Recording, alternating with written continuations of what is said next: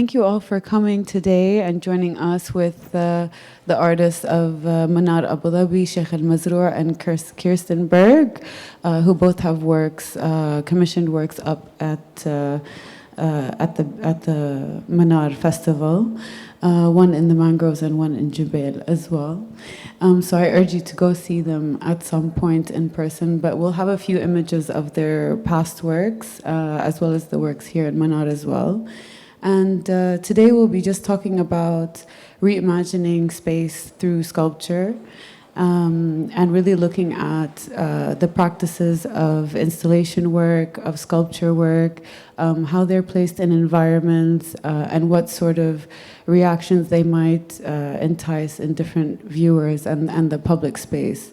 And also your processes as well, which I'm excited to hear about. So to begin, really to both of you, I would love to ask you, and maybe Kiersten, you could go first, when you think about your own practice and what a reimagining sculpture means, in question of materials, in scale, or how the public encounters the work, how would you define what reimagining sculpture is?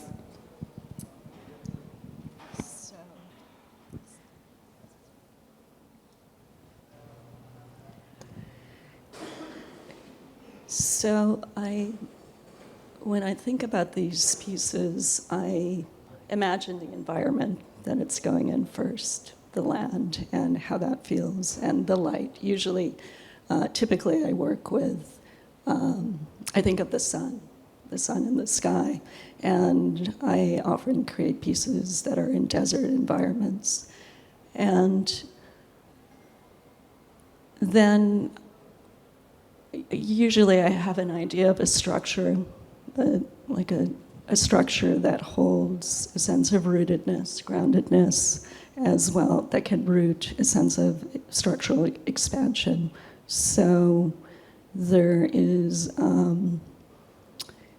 I feel like I'm dialoguing with connection, and I use that in a very broad, with a very broad brushstroke source, where I'm shown what feels right, and there's using the body as a mirror. Like, although I'm imagining it viscerally, there's a response to it which I anticipate the viewer will also have.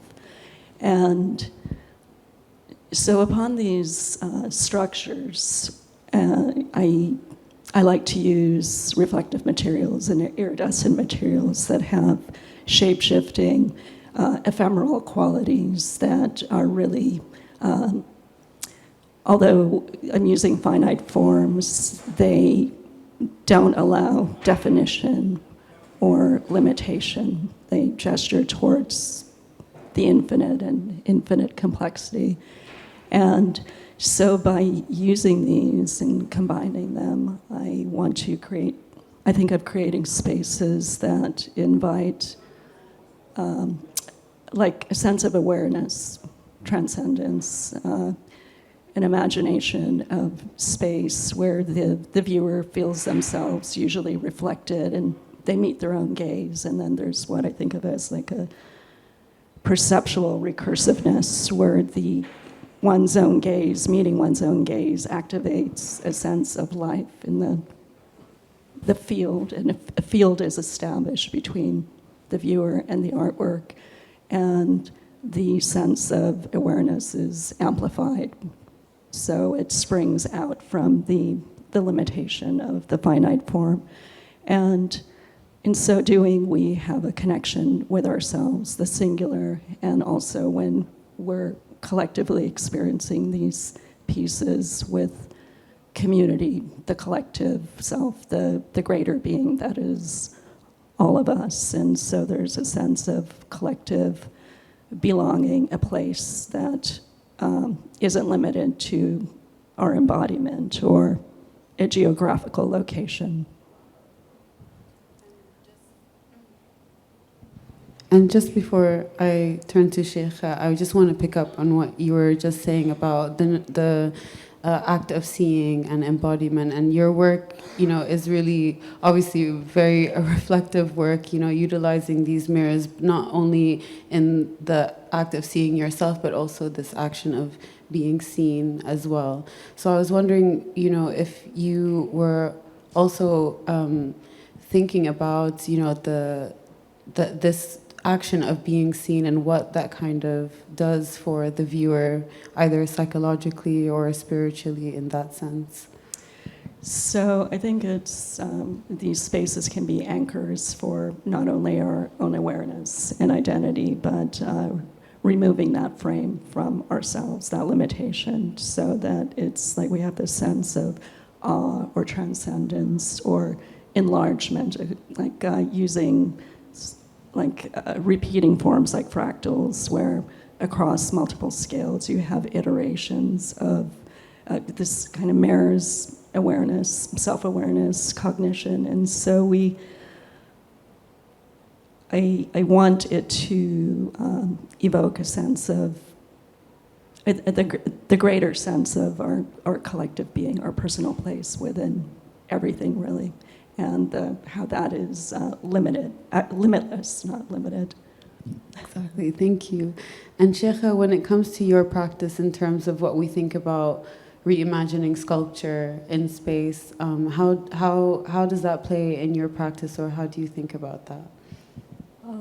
I kind of second your voice in terms of environment. For me, I think the site specificity demands a whole different approach. So when we place a sculpture in a white cube space, it's a whole different experience. But when we are inhabiting a public space, I think it requires that you almost inhabit yourself within that space.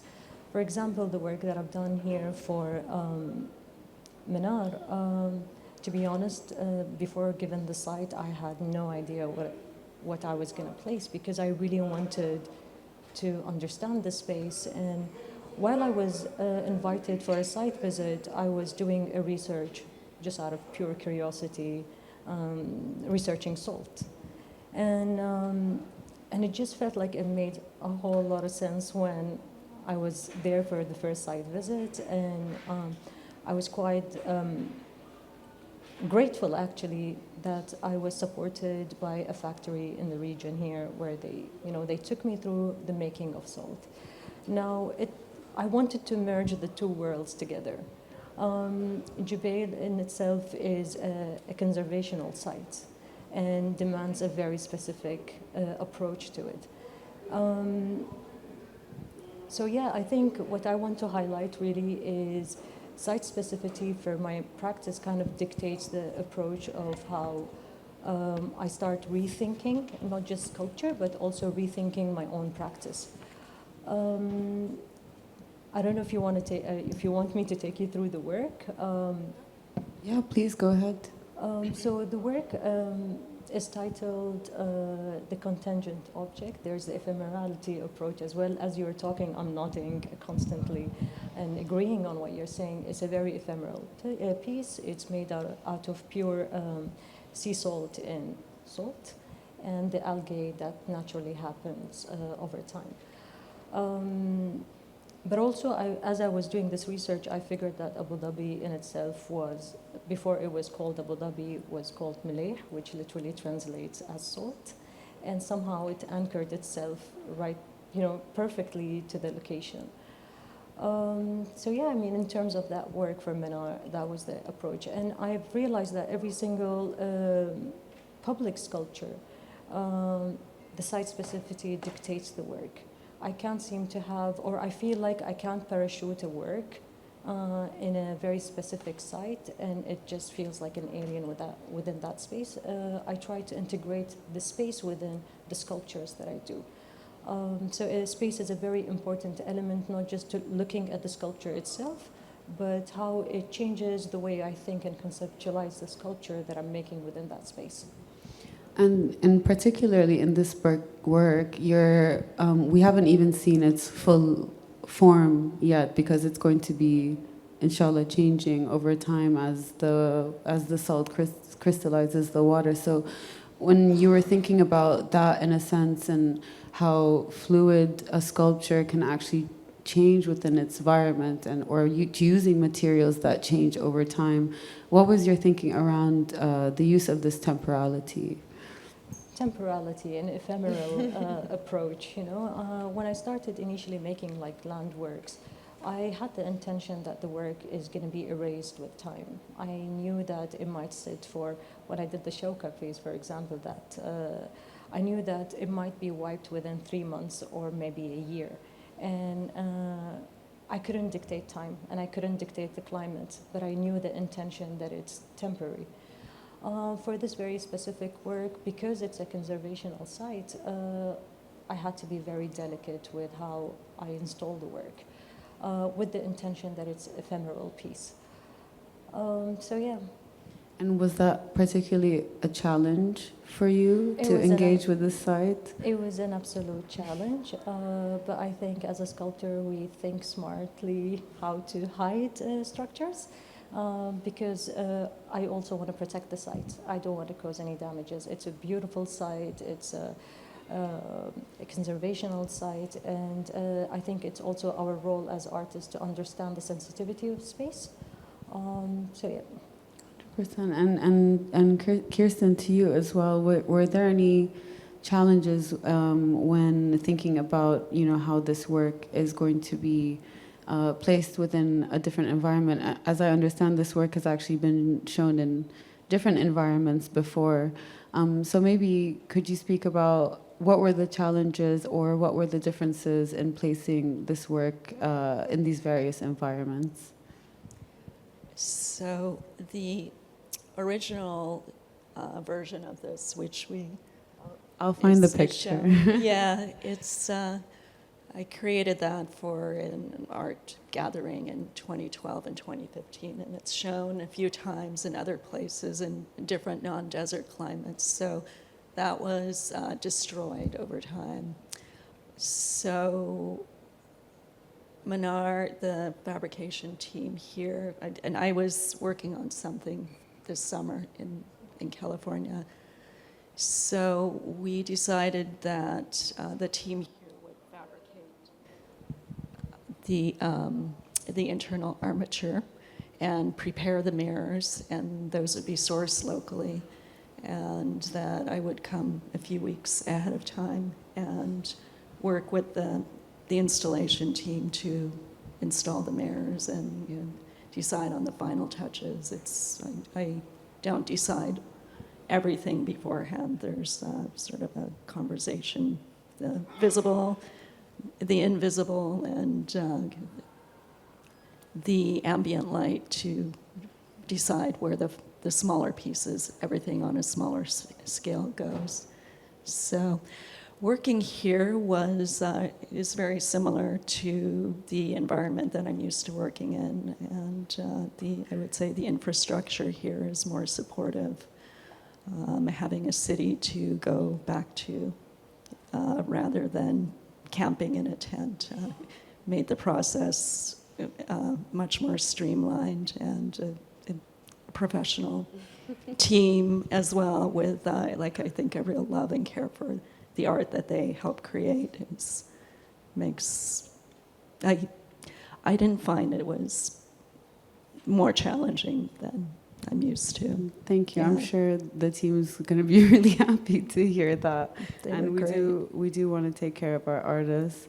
There's something wrong with the presentation, so forgive me about the glitching situation. So I'll try and manage as best as I can, as I do want you to see the pictures. But I think I want to speak a little bit about these kind of symbols that we're finding throughout both of your works, actually. You spoke about kind of like the fractured image or these patterns that we may find, you know, in different parts, whether that's in our physical or spiritual senses. And Sheikhah, it seems that you're also always returning to the circle or the spiral, and it's returned again here in this iteration of your work. So I'm wondering, and Sheikhah, if you would like to go first to speak about that symbolism that is repeated throughout your work. So my practice is very formal in its aesthetics, yet it carries a lot of different meanings. So for example, yes, the circle in Manar is because of the site also and the way the mangrove embraces the work, but not because I intentionally chose for it to be a circle, but when I saw the incubators where they where they crystallize salt, they were like these almost cylindrical incubators. So I took the reference from an existing site. Yet you see the works in Hatta where it's also this circle, but the circle came from a mark making when you go on a hike. There are always these like dots. I'm interested in dichotomy, not just the formal quality. I'm interested in the perception and changing the quality of the material.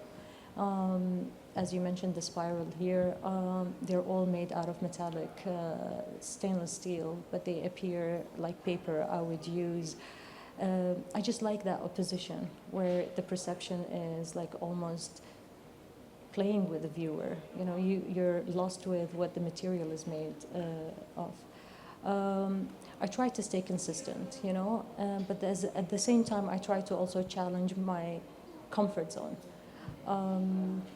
So yeah, ever since I started making art, I swayed away from the figurative, and I find myself constantly revisiting post-minimalism and interested in the formal language and the abstraction of what I do. Thank you. And Kierstin, do you have anything to add to these shapes that you are constantly playing with, that kind of like perceptionary role that's evident in your work? Yeah, the recursive forms and the return to the circle with its lends itself well to the, as symbol, of course, of the non-delineation, even though it is a delineation, the using refractive and reflective and iridescent shape-shifting properties of a material rather than the focus on the material itself, although I guess we could say the mirror is the material, but the how that it gives a fluidity and always like a sense of novelty and surprise of the environment, the angle of the source of light, the viewer, and that gives rise to a feeling of discovery and often awe, more like nature being received and our attention directed to that and held and reflected and received. So, without limit. Thank you, very beautifully put. Both of your works really demand a space, you know, within these environments, but somehow they've sort of been integrated and melted into these different landscapes. I wonder about if you were thinking about the choreography of the viewer when creating these works, you know, how they approach it. Are they moving in a very specific way? You know, how are they engaging with it? The works have been up for a few days now. Has there been any particular reflections or observations that you have seen of how they've been seeing the work? So that's kind of two questions. How were you thinking about the choreography of the audience when they approach your work, and what were your observations as of recent? If you would like to go first. Yeah, so with Compound Eye, we have such an automatic attraction to reflections, and especially in the age of selfies, to want to capture that. So we go in with our kind of interest in the self, the individual self, and then when you step back or you circumambulate, especially in daytime, there is, when you step back, you see yourself and everybody framed inextricably the environment in each and every reflection. Each one is different, but and so then that catches people's interest, and they move around the piece, hopefully. And if in daylight, the way the convex mirrors work, they draw the brightness of the sun, the intensity of the light into these tiny pinpoints, and it's like as if each of those lenses has like this like glowing pupil, and as you circumambulate around it, it's like you're being followed and watched by, like in reciprocity, by the work. And then the environment here, because it's most of the viewing, the visiting hours are at night. It's different because what is reflected is the depth, the darkness of the sky mostly, and some reflected light. So people do come up quite close into it. It gives a different experience, and so I think we're kind of working on that a little bit still. Well, as a sculptor, you think in 360, and it requires that almost rotation in itself by just creating sculptural pieces.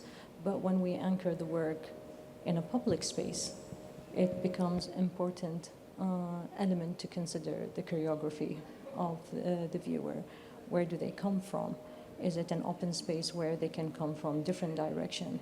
For example, Manar requires viewers to come from a very specific lane towards the mangroves. So it is important for me at least to think about where's the work situated and how would I want the viewers to come close or interact with the piece. And the fact that it sits like a roundabout, it automatically demands the viewers to come towards the lane, go all around it, and kind of take a U-turn back. So it is, I think, very important to consider public space and the public when you place it in a public setting.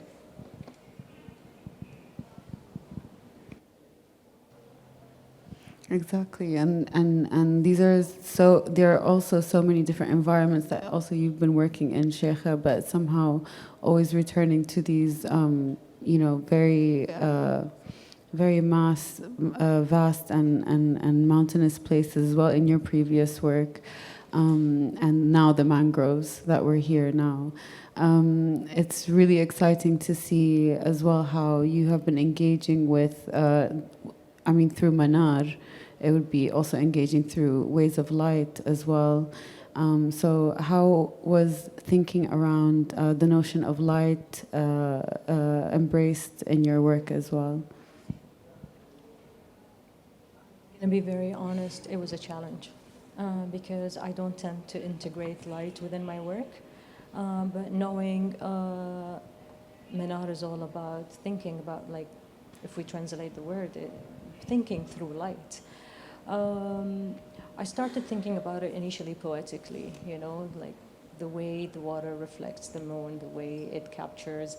But then obviously I have to consider that it's an evening event and it has to be, so it was a challenge. I'm not gonna pretend that it was initially thought of. Once I was able to finalize the proposal with an amazing team, which also requires the recognition, Gracia, who built the piece for me, we did a couple of test and error and trials, and we were quite happy to lit the piece at night. It was an important element conceptually to think about it. Have I thought about it during the inception of the work? Not very much, but as I was developing the research throughout, we've developed the study of how to lit the piece and integrate the theme of Manar. So sometimes like these challenges become like gateways to rethinking new ideas. And I like to embrace these challenges, even if it was like a failed attempt initially, but I stage all failures. we fail forward, as we as we like to think about. It's really exciting, and I'm really enjoying how it really demands kind of like someone to come and engage with the work, and almost there's like a slowness as well that it's kind of not even demanding, but it's kind of natural in the way that when you approach these works, it's slow, it's giving time and pace to something. So there's also this element of, not only, how people are engaging with it, but this notion of meditation and contemplation. How has the landscape directly been influencing your work, Kiersten? As we're dealing with these beautiful natural environments, what have you taken from the knowledge of the land, and particularly the desert as well, that has invited you for your work?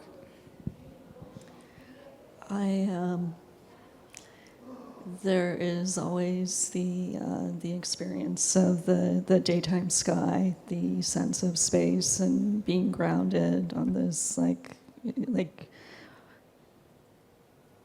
a kind of unforgiving surface, but full of potential. And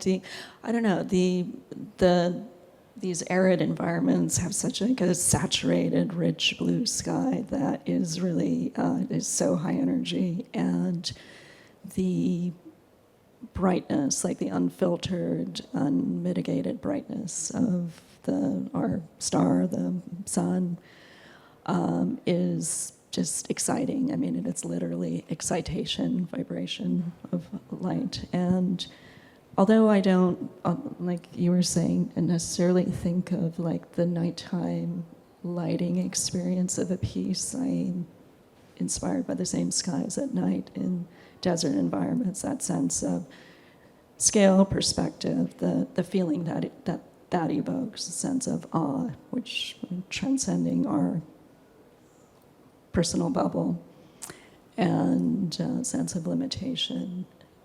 And it gives us our sense of space and belonging in the world. So although it might not look like that, I try to create a space, structures that evoke that feeling or gesture towards it as an aspiration. And I would like you to also speak about your personal practice that you were mentioning to me earlier, and there's going to be a small class tomorrow around your piece as well. How has that element of your healing practice been integrated with your physical, I guess, artistic practice? Yeah, that wasn't so evident to me. For a long time, I've done a traditional kind of yoga practice where you very slowly integrate and shape. You're using your personal architecture as the finite platform upon which to restore your attention and connect and step back and observe. So it's a attention building, not tension building practice, where we put ourselves into configurations, groups of configurations that compress us or release us. We go through different experiences and states, and the intention with that is not to stretch or to become more flexible or strong, even though those are totally fine benefits associated with these practices, but it's just about having the awareness of our personal response to those states, how we react to intensity, compression, discomfort, riding the edge of discomfort. Can we do that without going into pain and like actually harming ourselves, or states of exaltation and noticing those without like grasping for those. So it's like this practice where you feed yourself into these forms continuously, recursively, over years and years and years, and it's just really a challenging way to bring your attention to the embodiment experience. And then tomorrow, because it's not really possible to share that type of practice in a brief class, I'll do a very gentle session with using breath work and some very mild embodiment and observation practices. Amazing, wonderful, thank you. And before I close, the last question to Sheikhah, before we open to questions from the audience, Sheikhah, I know that you're a very avid hiker and constantly adventuring and getting yourself lost or finding yourself within, different landscapes in the UAE particularly. Maybe I would love for you to invite your reflections on that and how that has impacted your practice and your thinking. Oh, it's a very interesting question. It's a space for solace to clear the head. But then I don't go with an intention for inspiration, but I always find inspiration in nature. So it's a space where I try to kind of slow down, spend a lot of time on my own, just recognizing the bodily experience and the fatigue of the hikes. But then surprisingly, little did I know that all of this physical experience somehow sits in the subconscious and then is reflected within the work. Never did I thought that I would think of creating these, public sculptures, and now probably 3 in the mountains, 1 in Desert X and Hatta project and Shilka. But I think our bodies are so powerful and important that it embodies these experiences where without intention it is reflected in the way you think and produce and teach and speak, and it's an embodiment.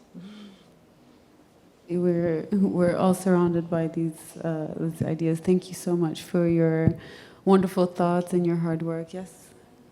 Yeah, no. It's been really, really wonderful, and congratulations again on such wonderful work in Manar. Does anyone in the audience have any questions that you would like to ask our panelists? Yes.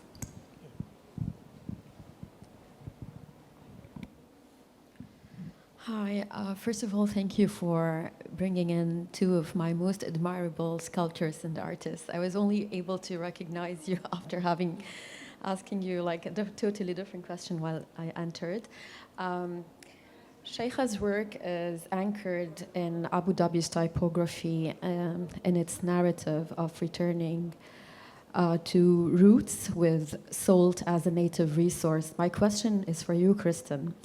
While your work is universal and it was easily recognizable through, Burning Man, how would your compound sculptures for Manar Abu Dhabi reflect a site-specific aesthetics for the city? And how would they differ from the pieces you created for Burning Man in Nevada desert? Interesting.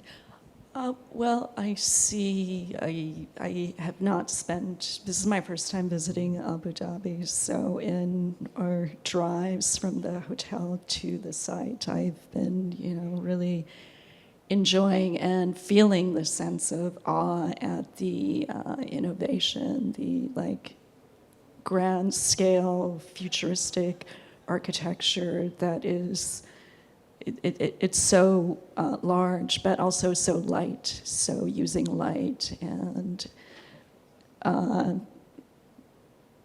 hinting at a sort of more ephemeral materials like weaving and reeds and perhaps sails. So I think this very creative, organic, these very imaginative forms. I'm in awe, really, of what's happening so quickly here, it seems, as I understand it. And I think that where there's an overlap, just a sense of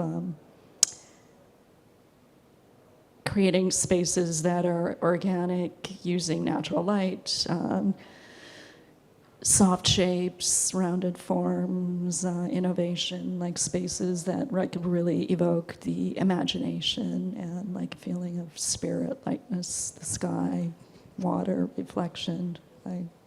I mean, to me, I see a parallel, maybe, but I don't know if that answers your question. But and how they differ from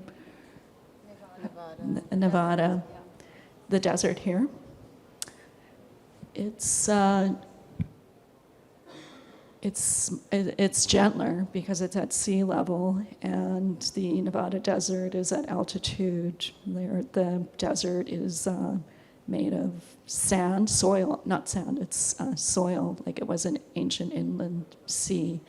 And you have these raging dust storms where you are constantly coated in saline dust. And so here the ground is the ground itself, and the sand that has been brought in is heavier. I haven't encountered that yet. So I'm finding it much gentler. Yeah, we're more humid Yeah. here, and lately, the past couple of nights, we've been engulfed by a lot of humid fog Yeah. as well. So that's an extra element. But we do have dust storms Yeah. that we're all traumatized by at this point. Are there any other questions? We have two here.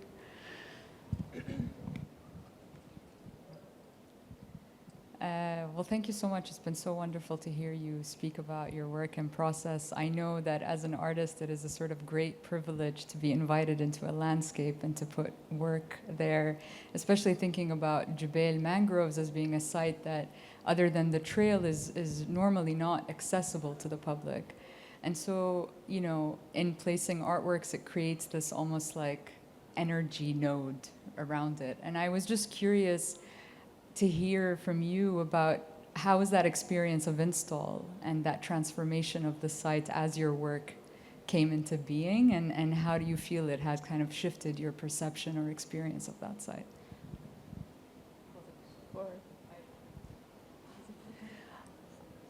Well, I noticed actually when I first arrived that it reminded me quite a lot of the desert in Nevada, the very white, flat, possibly with water added, muddy ground. It could be. We recently had that at Burning Man this year. So, but as the event, the team transformed the landscape. It's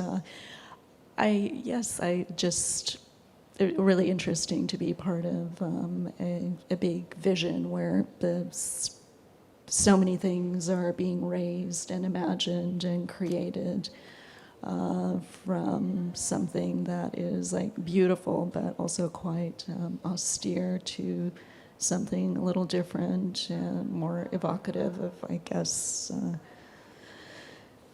the desert beyond, that's further inland rather than by the sea.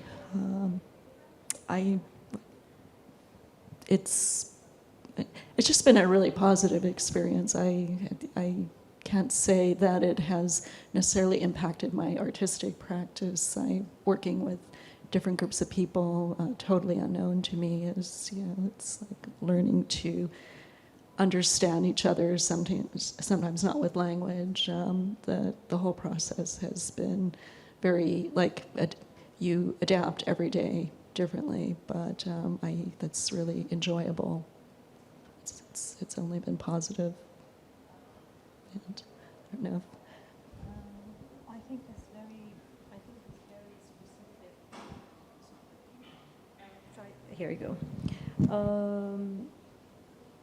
Manar specifically was an experience that was really, you see the transformation, because when I initially came for the site, it was just a pit of sand surrounded by mangroves.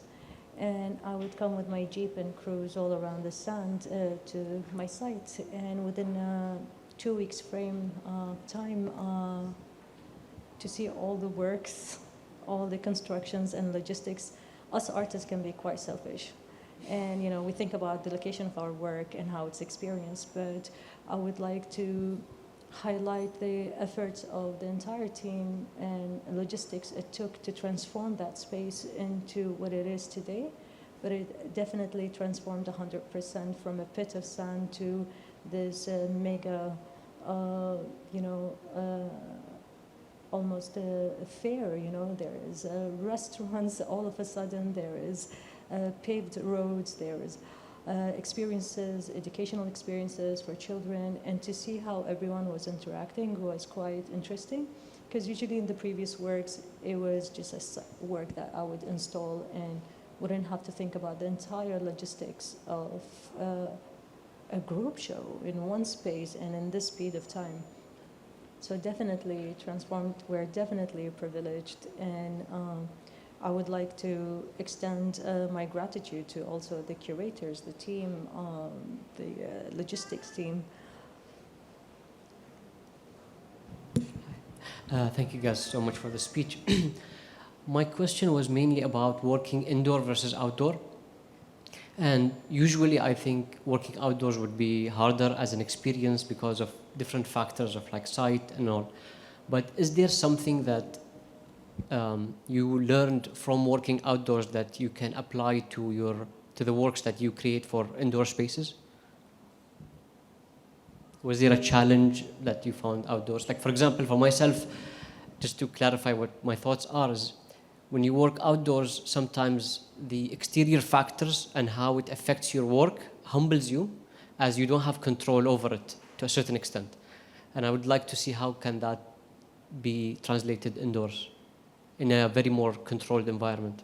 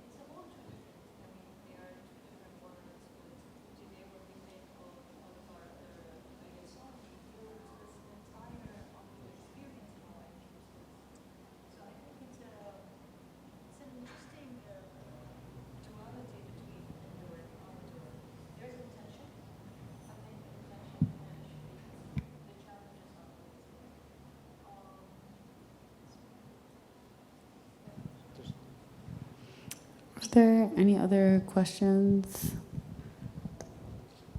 All right, please give thanks to our panelists today. Thank you all so much for coming, and be sure to see the works and also Kirsten's class tomorrow, which is available to sign up before 5 today. Thank you so much.